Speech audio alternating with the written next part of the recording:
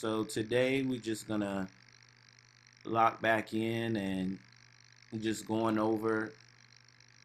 um going over still the book of John. We still going over the Messiah's words. So right now we're on part three. Part two last week. I really got into it because sometimes you're just going over simple things, and uh, when I came to talk about the bread and the lacam, it made it pretty exciting. Um, I know Tazabah, he's been kind of busy, a lot of overtime and things like that with work. So part two is not on the channel yet. Part one is. Um, so I'm not sure exactly what's going on with that, but it may be on the channel when he gets the chance to do so. Um, but this is part three, and we're just continuing on with the same theme. And he said maybe tomorrow, but I already knew he was super busy. I see him over there at work and things like that, and I know what's going on in our company. So um, I'm just trying to do my part and help out as much as I can for the people. And you know, it really does get exciting when the Most High drops, like I think Yashar said it, like an airdrop. Some information to you, and right kind of towards the end of this class is kind of where that happened again for me. The Most High started showing me stuff that started getting out of hand to where I want to put every little detail, and that takes a lot of time. So I didn't put every detail that I could because it's a topic that I think we will revisit later. But just starting this off, the Messiah's words. We left off last time on part two about how the Messiah kept telling them that he was sent and he came not to do his own will. And we know from looking up the using the biblical definitions that the Most High's will is his instructions that he gave us, so that the people, the Israelites on the earth, can be in lockstep with the Malachim and himself in heaven. So and he kept saying that he was sent from the Most High. So we read the prophecy that was foretelling of that, which was Deuteronomy 18:18 and 19. It says, I will raise them up a prophet from among their brethren, like unto thee, as he was speaking to Moses, and will put my words in his mouth, and he shall speak unto them all that I shall command him. And it shall come to pass that whatsoever or whosoever will not hearken or listen unto my words, which he shall speak in my name, I will require it of him. So the Most High is letting us know that this one that he sends, which we now know is his son, who they call Jesus, and he's letting us know then that the words that he speaks is going to be the Most High's words. And what we saw in so far in the book of John is the Messiah is repeating that I'm not speaking of my own volition. I'm speaking what my father told me to speak. This is my father's words. So continuing that on into part three, um, John chapter 12. We're really on John chapter 9, but it just was more fitting to put this first, John 12. So John 12 and 44 through 50. John 12 and 44 through 50. And then the key verse is on the screen. But 44 says, Yahushua cried and said, He that believeth on me, believe not on me, but on him that sent me. So for us to believe on him is really, we're showing faith in the Most High, because the Most High already told us he was going to send one to do the works that Yahushua has been doing up until this point in the book of John, and also from what we know now being after this point. 45. And he that seeth me seeth him that sent me. I am come a light into the world, that whosoever believeth on me should not abide in darkness.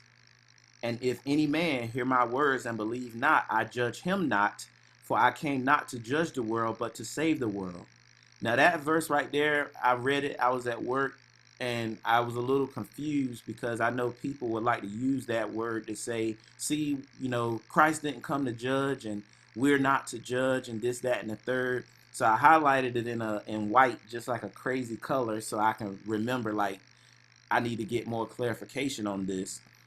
Um, then when I came back and revisited it to do for the class, I asked the brethren what were their thoughts on it. As soon as I typed it, then I felt like the Most High was like, just keep reading.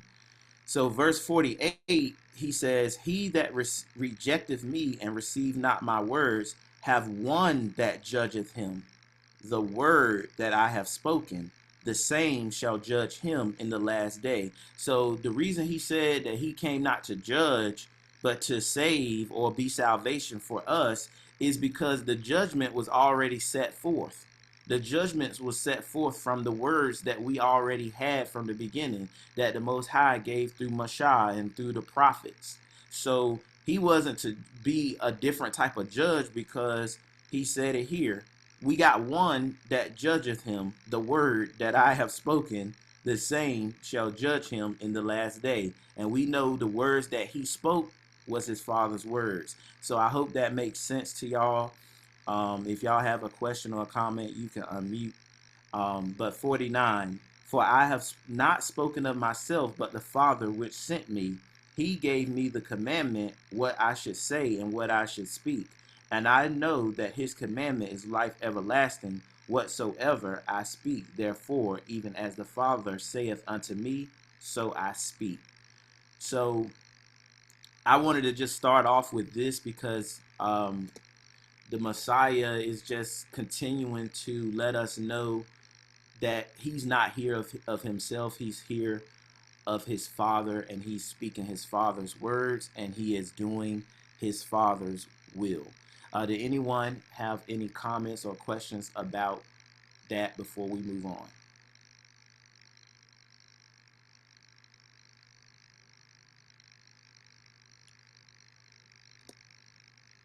If not, no problem. We're going back to John 9. That's where pretty much we left off. John 9, I believe, or 8. Let's see.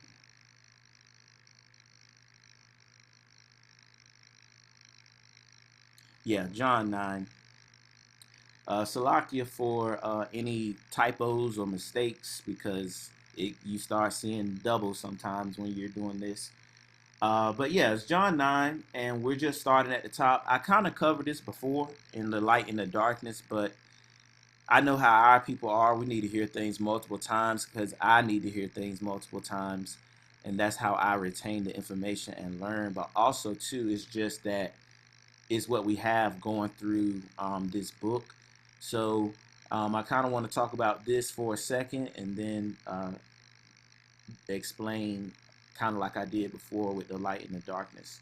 So John 9, starting at verse 1, it says, and Yahushua, Jesus, passed by. He saw a man which was blind from his birth. And his disciples asked him, saying, Adonai, or Master, who did sin, this man or his parents, that he was born blind? So again, that's something just a note on the side, that the Israelites, they believe that sin equated to something terrible happening, whether it be death, whether it be being maimed, leprosy, blindness, or some type of defect, etc. They would equate it to, well, he must have did something, and that sounds just like a black person to me. But anyway, Yahushua answered and said, neither has this man sinned nor his parents, but that the works of Elohim should be made manifest in him. I must work the works of him that sent me while it is day. The night cometh when no man can work. And as long as I am in the world, I am the light of the world. So he's letting them know that this man was made this way for that specific time to show the might and power of the Most High. And he's going to do that, through his son that he sent. Verse 6.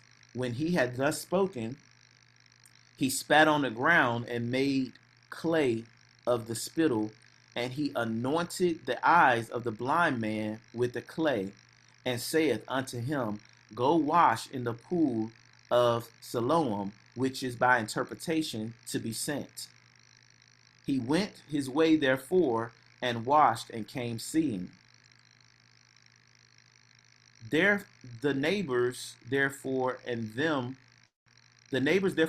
which before had seen him that he was blind said, Is this not he that sat and begged? Some others said, This is he. Others said, He is like him. But he said, I am he. Therefore they said unto him, How were thine eyes opened? He answered and said, A man that is called Yahushua, or Jesus, made clay and anointed mine eyes, and said unto me, Go to the pool of Siloam and wash. And I went and washed and received sight. Then said they unto him, Where is he? And I said, I know not. I think that's all I need from that. But the point that I made last time was this work that he did on this man here, this blind man, was a greater work. What he was doing with him was a microcosm of what he is doing for the whole nation, which is giving sight to the blind, which is bringing us out of the darkness back into the light, bringing us out of sin back into the covenant. That is what the Messiah was doing, and him unblinding this man's eyes was not only foretold, but it was a greater work than just this one man. It was for me and you and your brothers and sisters and all of our brothers and sisters. And the proof text to that is Isaiah chapter 42. Isaiah chapter 42 and verse 6 and 7 is a proof to that. He was doing a greater work, and it was once again just like how he was sent, and it was foretold that he would do this as well. Isaiah 42 and verse 5. Thus saith Elohim Yahweh, he that created the heavens and stretched them out and spread forth the arataza, or the earth, and that which cometh out of it, he that giveth breath unto the people upon it, and spirit to them that walk therein. I Yahweh have called thee in righteousness, and will hold thine hand, and keep thee, and give thee for a covenant of the people, for a light of the Gentiles, which we talked about, to open the blind eyes, to bring out the prisoners from the prison, and them that sit in darkness out of the prison house. So if you're a little bit confused about what it means when he says a light to the Gentiles, I would suggest to go back and watch that class, A Light to the Darkness, because it explains. But in simple terms, he was talking about the nations, the 12 tribes of Israel, those who were in darkness. He came to bring them back into the light. Did anyone have any questions or comments before we move on?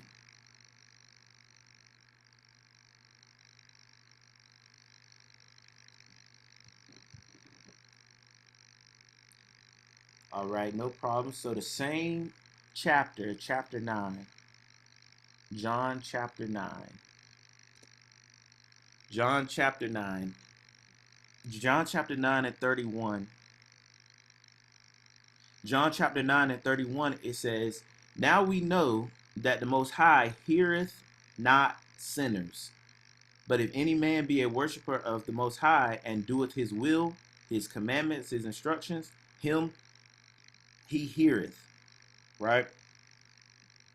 So this is something that you guys should highlight for not only just yourself, but we're doing it this way because we're trying to find creative ways. We're trying to make it simple and plain for a new person to see and understand that even if you're staying in sin unrepentant, then the Most High is not even hearing your prayers. And this is a message that we want to relay to our family and our friends and those who have obviously an ear to hear, to listen. We know that sometimes it's casting pearls to the swine. Those we don't want to deal with, but the ones who um, especially the ones that say they love God and they follow God and they want to do right by Him, but then they follow the wrong, I guess, doctrine. Make sure you highlight this verse. Uh, it's not even written in red or anything, but um, this is very key, and this is not something new. This is so-called New Testament, which the veterans, we know that that's just a made-up term, but they got this from somewhere. And the next series of slides is just witnesses that the Most High is not hearing from sinners. So the first one is going to be Psalm 66 and 18. Psalm 66 and 18, which is why it's important to establish these things before you even start reading John. But we want to just help the people out. And just in case I made a mistake, I will turn to it myself.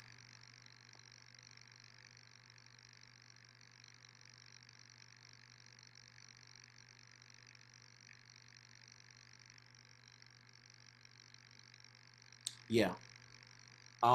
So Psalm 66 and 18, it says, if I regard iniquity in my heart, Yahweh will not hear me. Yahweh will not hear me. If I regard iniquity in my heart, Yahweh will not hear me. The next witness to that is Proverbs 1. Proverbs 1. Proverbs 1 and 28. It says, Then shall they call upon me, but I will not answer. They shall seek me early, but they shall not find me, for that they hated knowledge and did not choose the fear of Yahweh. So the Most High is saying that you wanted to play around in your sins and stay in your sins, but then when trouble comes, here you come seeking me now, and he's not hearing you. So he says, because they hated knowledge, because they hated knowledge. And knowledge we covered in the biblical definitions a few times. And I said, I'm just going to keep bringing this up, especially if someone never seen this before. So because they hated knowledge, the Most High is saying, and we know, just to make it, simple, that the knowledge that they hated was his instructions, right? And just a witness to that was Hosea 4 and 6. It says, my people are destroyed for a lack of knowledge, because they has rejected knowledge.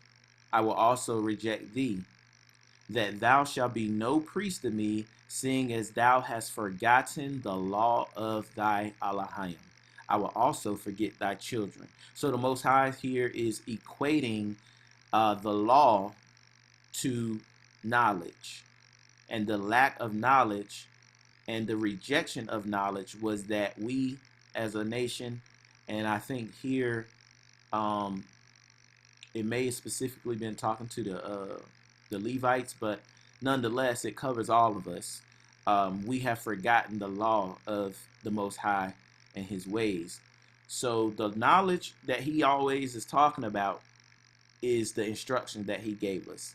So just reiterating that He's not hearing the prayer of the sinners, and one of the reasons is the rejection of His ways. Continuing on, Proverbs 28 and 9. Proverbs 28 and 9. Proverbs 28 and 9 says, "He that turneth away his ear from hearing the law, even his prayer shall be an abomination. He that turneth away his ear from hearing the law, even his prayer shall be an abomination." And that makes it, really tough for us, especially if we have loved ones and mothers and fathers and parents that reject the law or are stuck in traditional Christian doctrine, because we'll sit on the phone with them and they'll straight up tell you, like, well, you don't keep any commandments anymore, and we believe in Jesus Christ, and if you believe on him, that's all you got to do. It doesn't matter about eating pork or shrimp or doing all these things that's against the Most High. You don't have to keep any Sabbath days or anything like that. And we're seeing this verse that says, "He that turneth away his ear from hearing the law, even his prayer is an abomination." So then they'll be like, "Well, I'm going to pray for you, baby." And we know that the Most High ain't even hearing your prayer. So it's a tough thing for us to have to deal with. But that's why we do this work. We pray that the Most High Spirit might empower, call upon those that he has chosen. We know that everybody's just not meant to receive this, but those that are, we are trying our best to reach them. So all praises for that. The next precept and witness to that is from Isaiah chapter 1. Isaiah chapter 1 and verse 15. It says, "And when ye spread forth your hands, I will hide my eyes from you. Yea, when ye make many prayers, I will not hear you. When you make many prayers, I will not hear you." So when you say things like that to people, they're going to look at you cross-eyed, sideways. I mean, with a look of bewilderment, disdain, any fancy word you can think of. And you're reading them directly the words that's coming out of the scriptures that they say that they read and believe in. It says, "I will hide mine eyes from you, and when you make many prayers, I will not hear you. Your hands are full of blood." Now, we will have to read everything to bring this in context, but we know that in the beginning it's talking about, Israel, because verse 3, it says, "The ox knoweth his owner, and the donkey his master's crib, but Israel doth not know, my people doth not consider. A sinful nation, a people laden with iniquity, a seed of evildoers, children that are corrupters. They have forsaken Yahweh, they have provoked the Kadash Akkad, or the Kadash one of Israel, unto anger, and they have gone away backwards."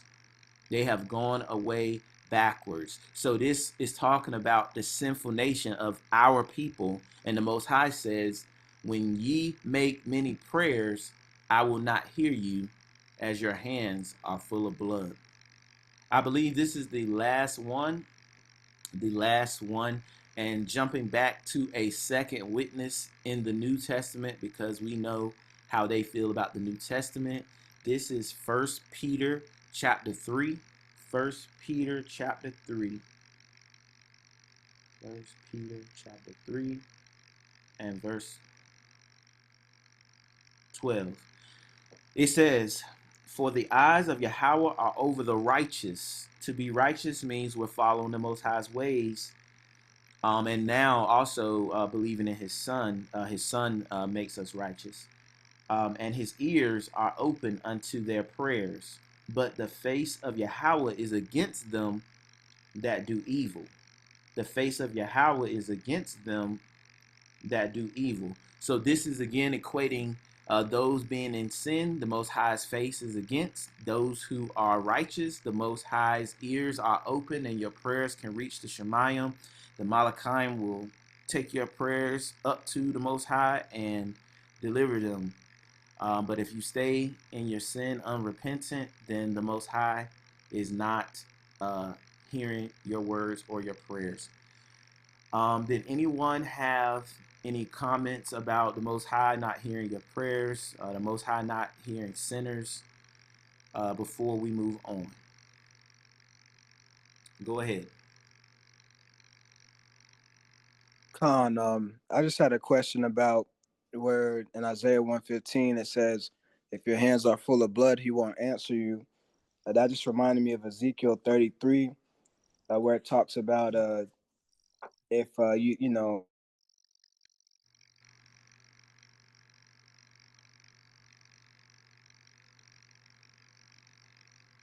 I think he might have dropped off. We'll we'll get him back in, and or if he jumps back in, we'll let him ask his question. I think he somehow got disconnected. Did anyone else have any question or comment about the Most High not hearing the sinners? I think here we go. Um,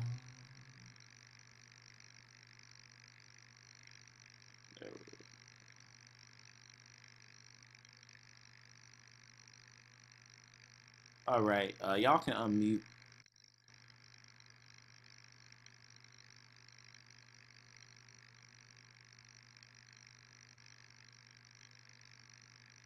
Salaki, am I coming through?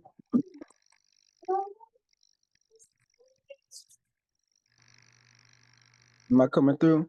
Yeah, go ahead. We can hear you. Okay. Now I was just asking about Ezekiel 33:6.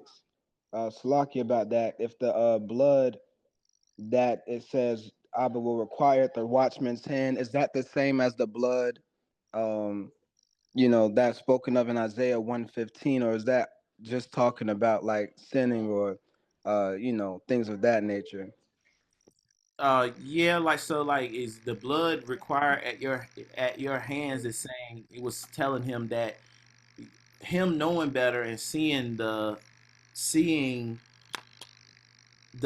warning before, or the issue before it happened, and not warning the people, then the blood is on his hands. So that if just as like us, whether they submit to the Most High or not, it's our job to let them know right from wrong, especially if you're in their presence, and that way it's not on you anymore.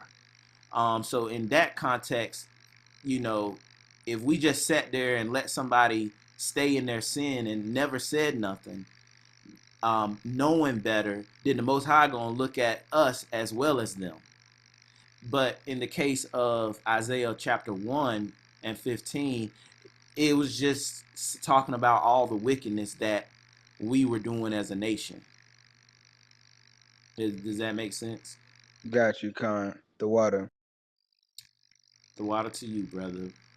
Um, did anyone else want to unmute or have any questions about the Most High not hearing sinners, or add any comments to that?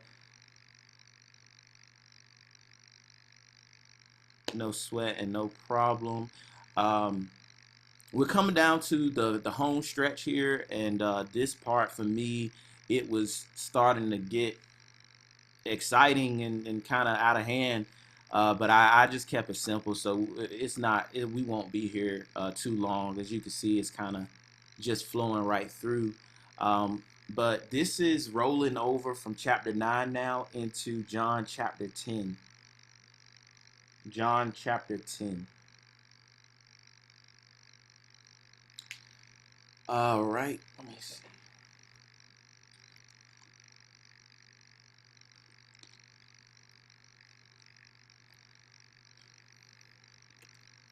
John chapter 10.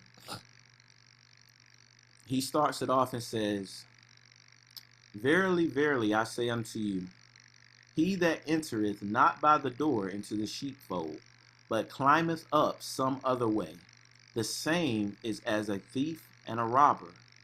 But he that entereth in by the door is the shepherd of the sheep. To him the porter openeth, and the sheep hear his voice, and he calleth his own sheep by name, and leadeth them out. And when he putteth forth his own sheep, he goeth before them, and the sheep follow him, for they know his voice. Jumping down to verse 7.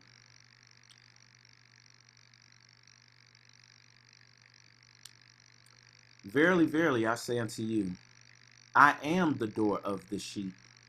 And that ever came before me, all that ever came before me are thieves and robbers, but the sheep did not hear them. I am the door. By me, if any man enter in, he shall be saved, and shall go in and out, and find pasture. The thief cometh not but to steal and to kill and to destroy. I am come that they might have life, and they might have it more abundantly. 1 second.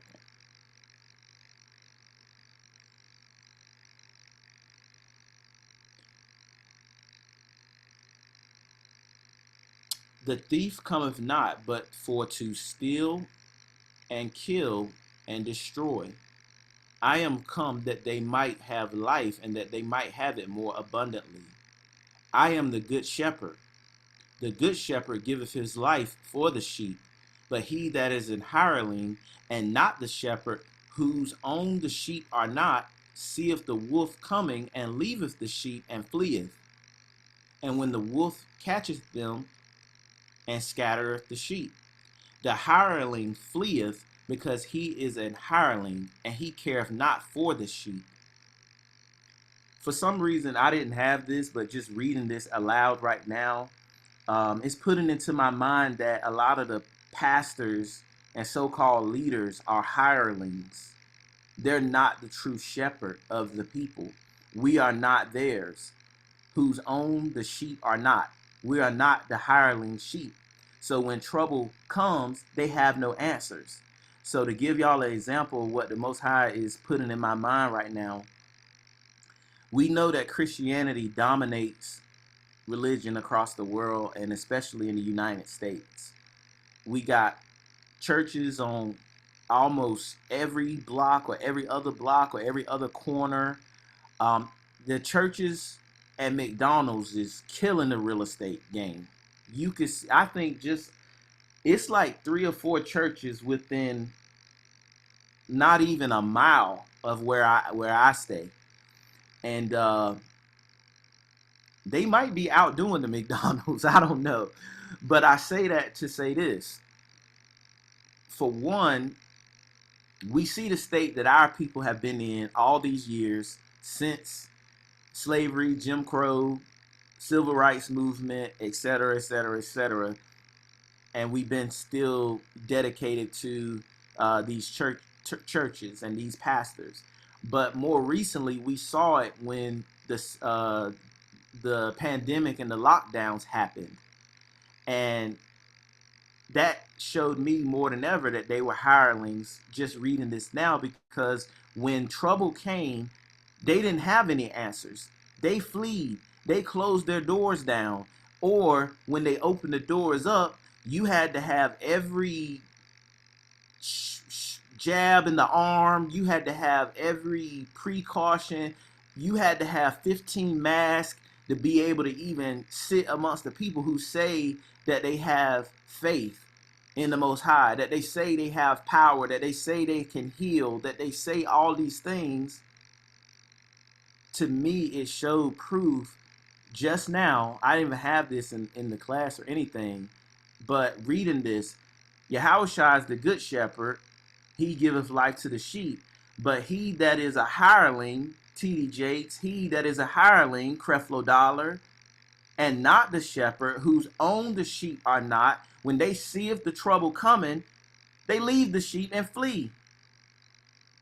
The hireling fleeth because he is an hireling, a hireling. They in it for the money, and they care not for the sheep. But Yahushua says in verse 14, I am the good shepherd, and know my sheep, and am known of mine. As the Father knoweth me, even so I know the Father, and I lay down my life for the sheep. Yahushua died for us so we could be here today and have a way to get to the Father. a way back to the Father's house. That was the last song that we played today, the Father's house. And verse 16, and other sheep that I have that are not of this fold, them also must I bring, and they shall hear my voice, and there shall be one fold and one shepherd. We could focus on that. I didn't want to focus on that because if I'm talking to a new person, that's not going to necessarily resonate with them. But the sheep that wasn't of the fold, we would have to consider the audience that Yahushua was talking to. He was primarily dealing with the southern kingdom Jews, but he came for all 12 tribes. The other sheep that were not of this fold, that we may be one fold. The reason you can prove that, which I didn't do in this, but that's what all the prophecies are about. And just one, for one example, is Ezekiel 37, bringing the two sticks back together as one. That is the ultimate plan that the Most High has. So it's not, I got other sheep of this fold, so that means, you know, he came for the whole world and the Gentiles and this and that. For you guys, don't be confused. But that's not really the focus right now. But I did want to expound just in case there was any uncertainty. Verse 17, therefore doth my Father love me, because I lay down my life, and that I may take it again. No man taketh it from me, but I lay it down myself. I have the power to lay it down, and I have the power to take it again. This is the commandment I received of my Father. So notice that he's speaking boldly and speaking all of these things. And then at the end, he says, this is the commandment I received of my Father. Excuse me. So he knows his power source. He knows where he gets the ability to do all of these things. There was a chat. Tazaba Baja earlier, he said that it's a simple life, obey and live, concerning the Most High not hearing the prayers of the sinners. And then recently he said, Khan, no faith at all, speaking about the hirelings pretending to be shepherds or good shepherds. But when things hit the fan, you know, we see them flee or we see them side with, you know, the government and things like that. So this inspired me to do a Sharash Ibar. Originally, I wasn't, and that's why it's at the end. But it inspired me to do a Sharash Ibar. So the word for a door that is commonly used in the scriptures is pa-ta-ka or pa-ta-cha, patak. First and foremost, the first thing you see immediately with that word is very similar to Pesach as well. Character difference. Now, as far as the characters, some may say Pathak with a THA sound. That character has been mixed and twisted. I'm still locking in on getting it down pat myself, but I used all my resources that I have to come to the understanding. And I looked at the ancient Paleo Hebrew, and it was not the basket; it was um, the mark. So the word best describes this word that is used is patak. And then when you go to the blue letter, you see down at the bottom, they have the TH sound. But they are, according to the ancient, according to, I even also use the advanced search engine where you can ask questions and it'll give responses. And even they said that the ancient was Patak as well. So I saw the ancient Hebrew Bible online, looked at the transcript to see which characters they used, and it was these characters. So sometimes these lexicons don't always have the correct answers, but they do have the meaning here that it's an opening, a doorway, or entrance. And if you see at the top, it says that it's used for the word door 126 times. 126 times is used for the word door. Is used for entering or opening, entry, gate, to go in, um, or sometimes even as well. One time is used that they recorded as a place. Use it as a place. So with that being said, um, before I jump too fast, concerning the hireling or the shepherd, the sheep, did anyone have a comment about that? I saw obviously Abijah's comment, but just in case, because I know things be flowing. So, like we usually do, these words I'm discovering can be so meaningful and have um, multiple meanings, right? So the first word or the first character is the pa. In this sense, it can represent an opening because we're talking about a door. We're talking about an entryway. We're talking about um, a door or an entryway. The next sign, the ta, could represent the covenant. It could represent a mark. And the last sign, the cha, the ka, the cha, however you pronounce it, it says the gates or protection. We know this is a fenced, like a tent or a fenced wall. Um, and to be inside that wall can be security, can be security. Um, so I have here the opening back to the covenant and salvation.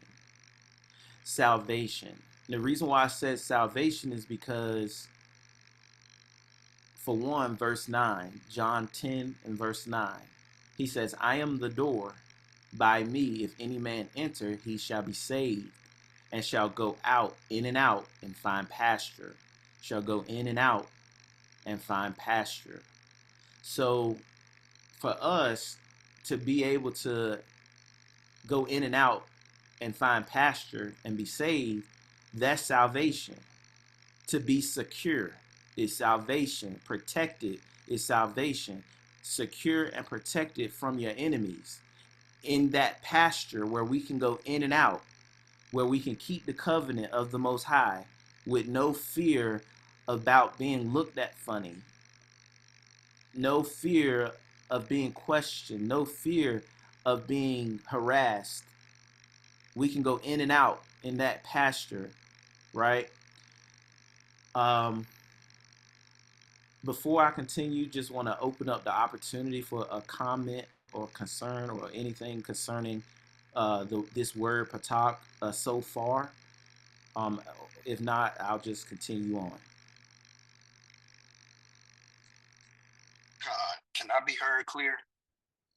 Con, Just hearing you break the word down and envisioning it in my mind, it reminds me of I can't remember exactly what chapter it was in Revelation, but um, where it says that the Lamb who was worthy to take the book and open the seals thereof, Patak. It reminds me of Yahweh saying, I am the door. I'm the one worthy to open the seals of salvation. But I just want to say that. and that's absolutely on point. That's absolutely amazing. And this thing, like I said, this was kind of like, I ain't gonna say last minute, but it was so powerful to me that I knew I couldn't do it justice in one sitting. Like this gets this thing. Um, got you. I got you, Lou. I got you. Um, this thing gets. This thing really gets deep, man. Let me see if I can. Uh, that that one. Which one is that one? Or you want the this one.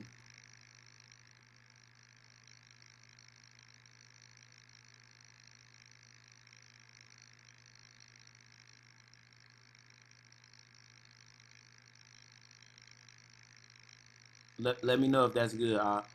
Appreciate you, Octowater. That's good. All right, cool, no problem. You got it? Yes, sir. Yes, sir. Appreciate you. Yes, sir. All right.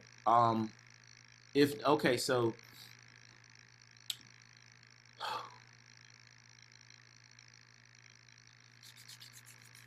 oh man, this thing is very powerful. It's very powerful. These characters, I definitely believe that we are on the right path. Um, so we saw what he said concerning how he is the door. He used a lot of agricultural terms, um, things that our people would understand.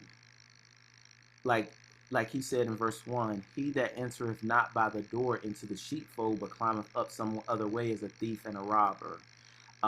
Like he says, I am the good shepherd in verse 11. The good shepherd give his life for the sheep, right? Um, Let me see.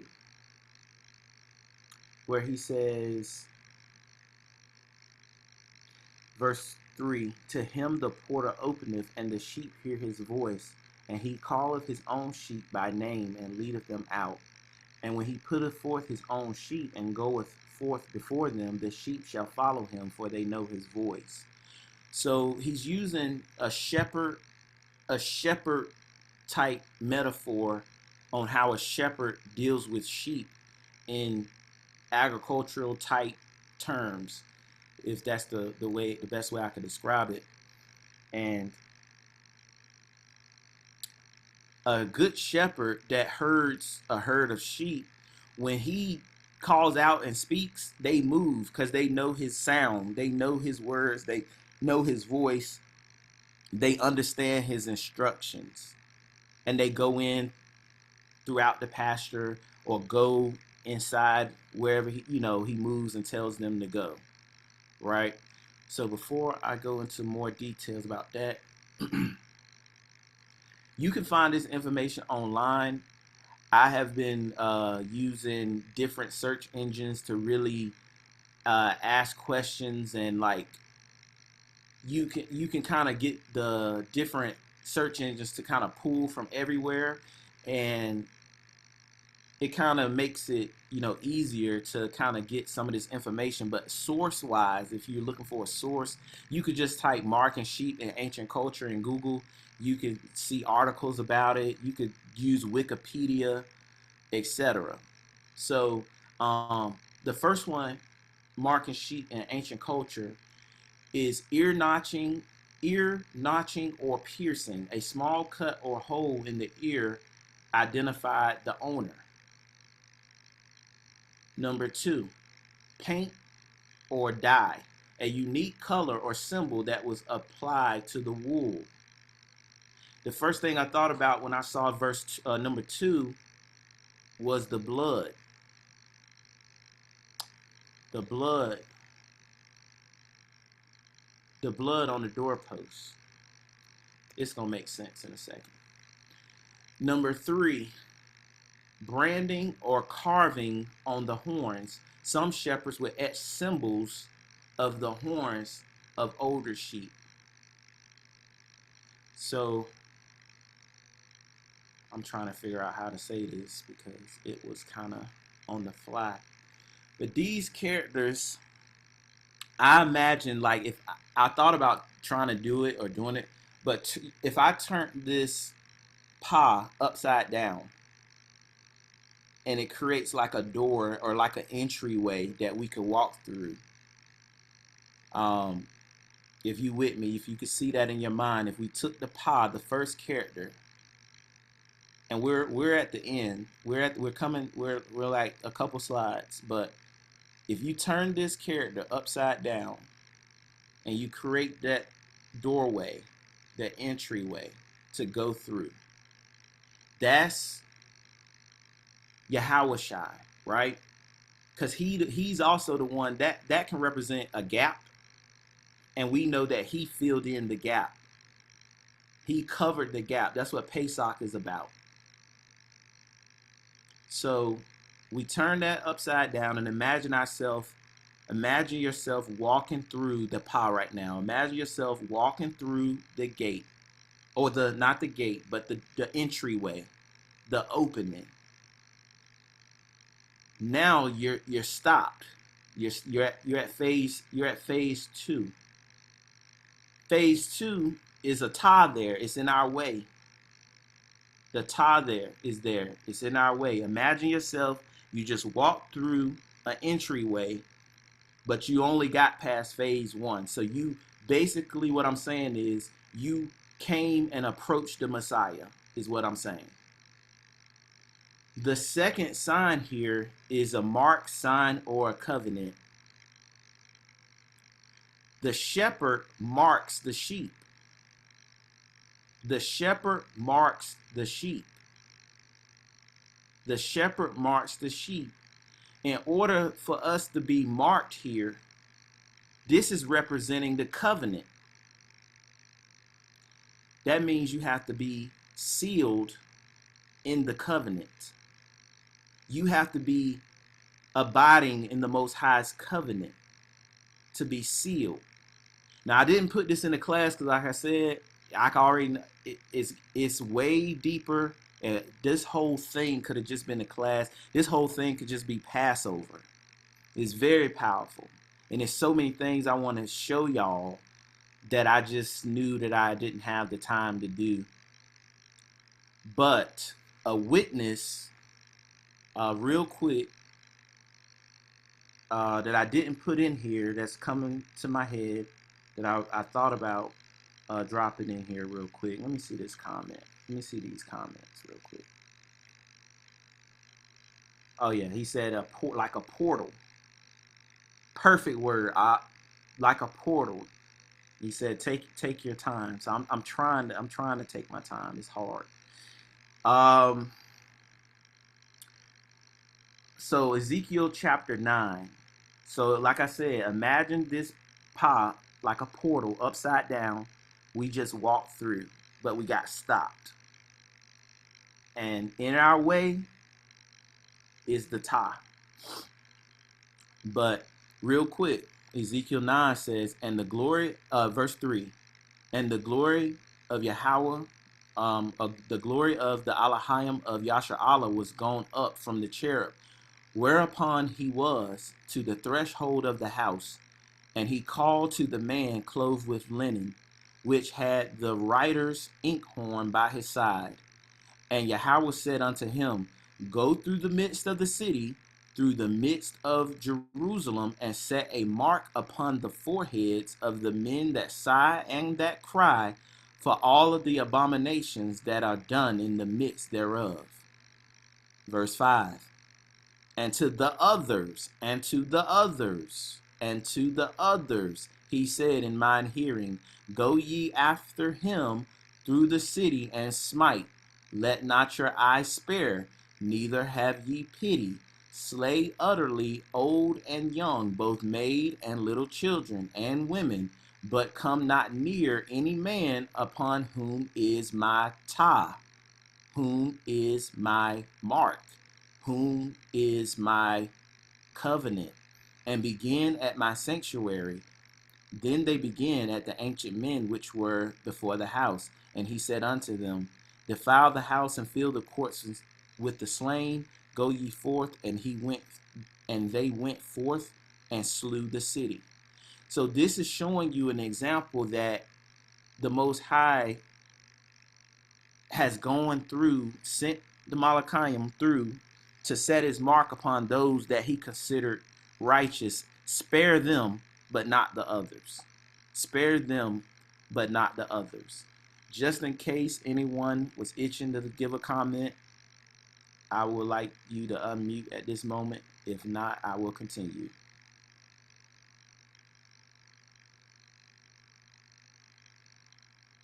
No problem.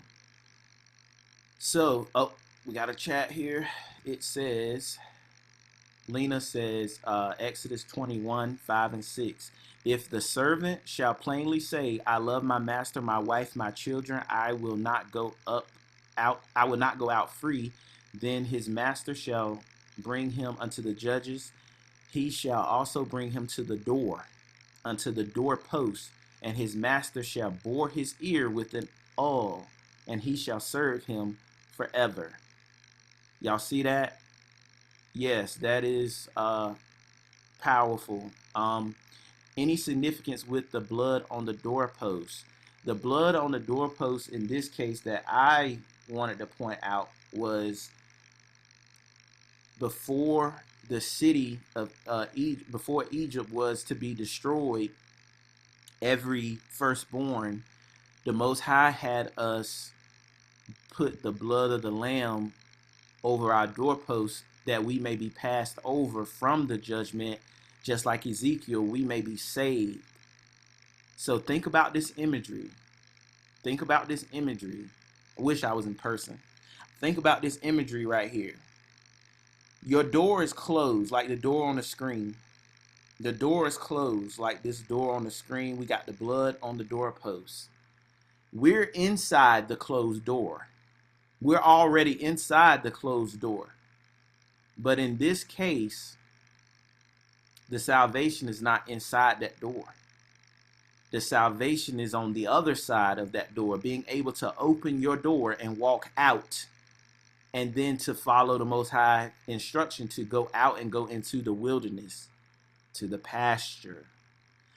So, in order for you to open that door and get out, go through the portal, you had to be marked with the blood on the doorpost to represent that you are his. So the ancient marking of the sheep was to let the shepherd know which sheep were his, which of the fold belonged to him. So the blood on the doorpost represent those that belong to Yahweh.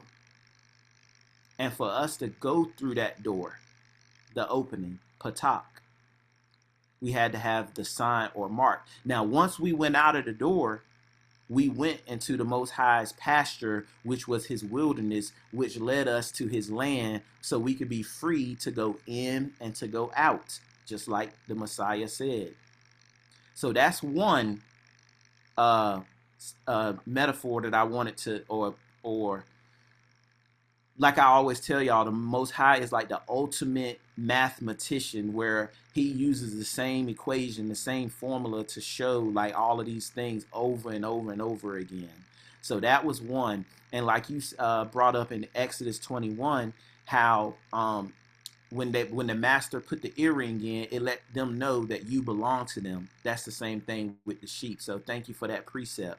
That's what I was saying. There's so many precepts to this that I felt like I was gonna just come back to this subject at another time. Naraya wanted to unmute. Khan, I was waiting for you to say a specific thing and you just said it. Zamar is my witness. Zamaria is my witness. Zamaria is my witness. We literally just talked about this chapter 3 or 4 days ago, and I was making this exact point. But I want to read the law just to give you more support for those who might watch this at a later time, and for the edification of those who are listening right now. Deuteronomy chapter 28, verse 1. And it shall come to pass, if you will hearken diligently to the voice of Yah your power, to observe and to do all his commandments, which I command you this day, that Yah your power will set you on high above all nations of the earth. Now, I read that verse just to coincide with what you read earlier today. I believe it was the Katab in regards to the other chapter of Deuteronomy. If you keep the commandments, then you will have access to the Most High and his blessing. So once you walk in the door, just like you're saying, you aren't at the pasture yet. You just walked in the door. But once you do get that mark, verse 6 of Deuteronomy 28, Blessed shall you be when you come in, and blessed shall you be when you go out. So that's exactly what you're talking about. Once you pass through that door and you are stamped with the mark of Yah, keeping his commandments, then you will be able to go in and come out and have safety and pasture wherever you go. But I just wanted to say that all praise to the Most High. All praises to the Most High, and that is absolutely. Thank you for that witness. It's on point. It's in line with exactly what I'm saying. And just to go back to the Kathab reading, he says, verse 18 in Deuteronomy 11, therefore shall ye lay up these words, my words, Most High's words, in your heart and in your soul, and bind them for a sign upon your hand, a sign or a mark, that they may be as frontlets between your eyes, like your head has been anointed, like your hand, your power, your actions, the things that you do is following the Most High's instructions. So that's why I read the Deuteronomy 11 to get to this. So thank you for that. So I covered the being marked to be able to exit your door in Egypt and go into the pasture in the wilderness. So let's get to turning this pile upside down, going through the portal. Now we're waiting. That's like when it says Ezekiel 20. This is on the fly, but like Ezekiel 20 talks about we come out of the wilderness and the rebels get judged. So they just went through the portal, but then before they can try to get to the cha, to the fenced city, to the security and to the protection, they can't rebel against the Most High. They have to be washed, clean, purged, and marked like a shepherd would do his sheep. Like a shepherd would do his sheep. Then they can enter in to the land that he has set. So we know that the Messiah said, in that day many shall say, Adonai, we spoke many words in your name and prophesied in your name, and he'll say, depart from me, I never knew you. This is the part where we're at. So if you're imagining yourself, you just made it through the portal and we're standing in a gigantic line that you can't even see how many the number is, and they get up to the Messiah, he says, depart from me, I never knew you. Whoosh, gone. You, my son, here's your ear piercing, here's your blood on your forehead, here's my dye, my smearing, my anointing on you. You may enter into the gates of the city. That's the two things that I saw when I seen Patak. We go through the portal. Those, I think I have it here. I'm probably just trying to make sure I explain before I go too far, but I think I have it here. What the best words that I had put together for last night, I said, when you come through the door of Hamashiach, he is the door. He is the opening. He is the way. He is the portal. The narrow portal is narrow. When we get through that, you must be and will be marked by the blood or sealed back into the covenant in order to enter the gates of the Holy Land. And the child represents those gates. The child represents those gates. So I had here, enter, commands, covenant, mark, sealed, gates. And Revelation 22, I forgot to put the chapter. I think this is 22. Let me just double check, make sure. Yeah, Revelation 22, the end of the book, goes with this perfectly. And it says, I'll start at 12. And behold, I come quickly, and my reward is with me to give every man according to as his work shall be. I am the Ah and the Ta, the Alpha and Omega, the beginning and the end, the first and the last. Blessed are they that do his commandments, Yahweh, that they may have the right to the tree of life and may enter through the gates into the city. We come through the portal, we get marked. Now we have the right to the tree of life and may enter the gates which lead into the city. Anyone want to unmute or have comments about that?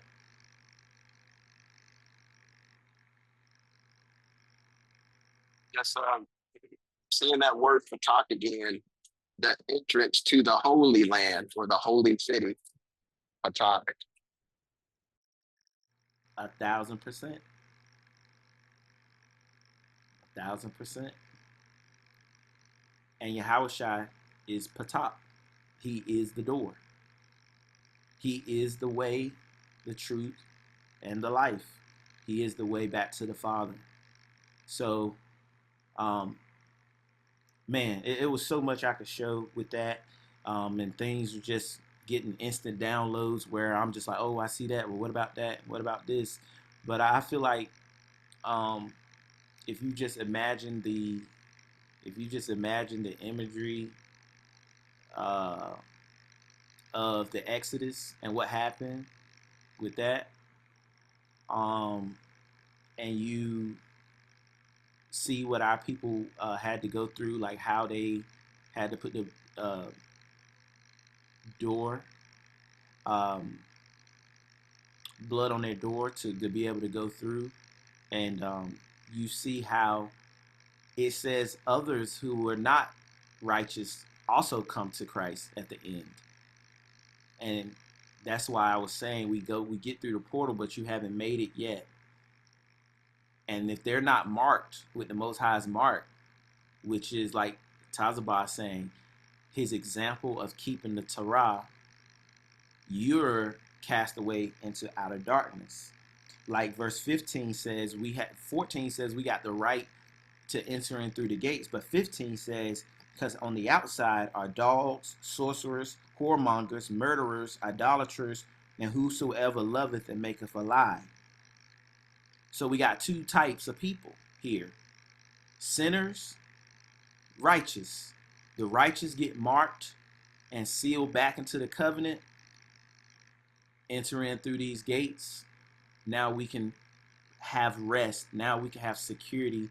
Now we can move freely in and out of the pasture, like Christ was telling them in John chapter 10. And those who we're trying to reach, if they stay in their sin, they'll come to Christ and he'll tell them, depart from me, I never knew you. And they won't even get the mark that the shepherd would give his sheep. If you don't get the mark from the shepherd, that means you're none of his, meaning depart from me, I never knew you.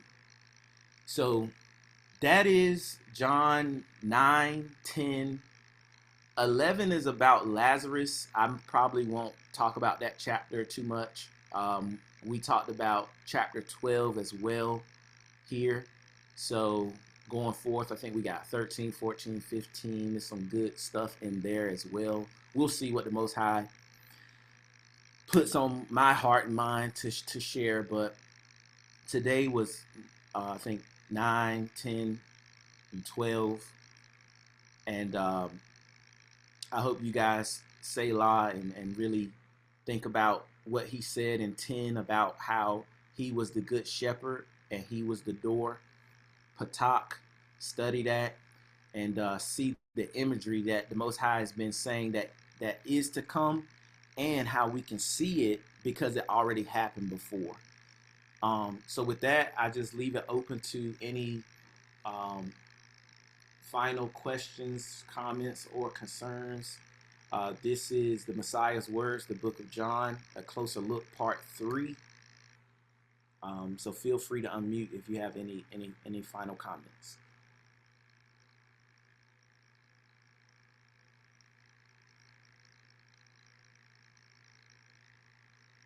No problem. Thawada, it really got exciting to me towards the end of the class.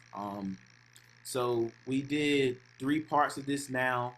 When Tazaba is free and has the time, he will upload part 2 and 3, as well as his class that he did on Just Give Me Book TV, which was good. I like watching those when I work from home. So thank you for that work as well. So those things, look out for those to be on the channel. The channel is called the Torah Group, and you should see those. Part 1 is up there right now. As we close out, obviously we are still in the makings or looking for securing a possible new bayat. And if any donations like we would normally do, if we could, that would be great. That would be awesome to put towards that. I know for myself, I got like a special plan for that, so I haven't donated towards it yet, but there's a reason why. I'm just gonna do like a lump sum at once, so that way I have that. But whatever you can do or give to go towards it, and obviously if whatever happens didn't work out, then I don't think anybody would lose any money. But yeah, so just if you whatever the Most High puts on your hearts and minds for us to have a place to gather in person, please feel free to do so.